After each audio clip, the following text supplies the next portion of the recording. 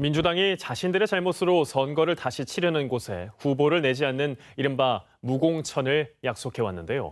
더는 이러지 않겠다며 당원 당규를 바꾸기로 했습니다.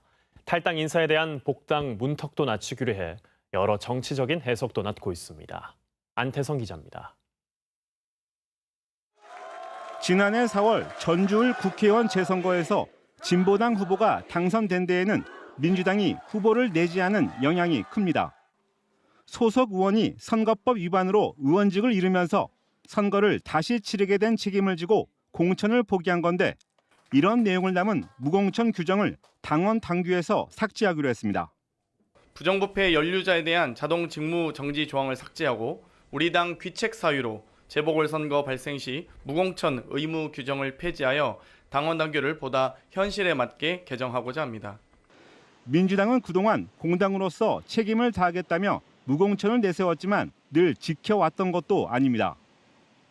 2달 전 총선과 함께 치른 전북 광역기초의원 재보궐선거. 민주당은 음주운전, 선거법 위반 등의 귀책 사유에도 재보궐선거구 3곳에 모두 후보를 내 당선시켰습니다. 원칙조차 무시해온 무공천 의무 규정을 급기야 삭제하기까지 한 민주당 결정에 정치권은 곱지 않은 시선을 보내고 있습니다. 정치개혁의 정면으로 반하는 행위이고 한두 석을 더 차지하려고 하는 개혁적인 소탐대실 당리당략의 저는 행위라고 보고 반드시 자기들 부메랑으로 돌아올 것이다. 민주당은 공천 결과에 불복해 탈당한 인사들에 대한 복당 페널티를 사실상 없애는 특례도 만들었습니다.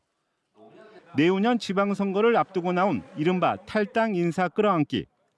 전북 정치 지형과 선거 구도에 적잖은 변화를 가져올 것으로 보입니다.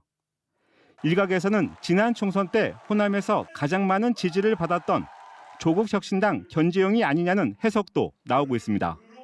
KBS 뉴스 안태성입니다.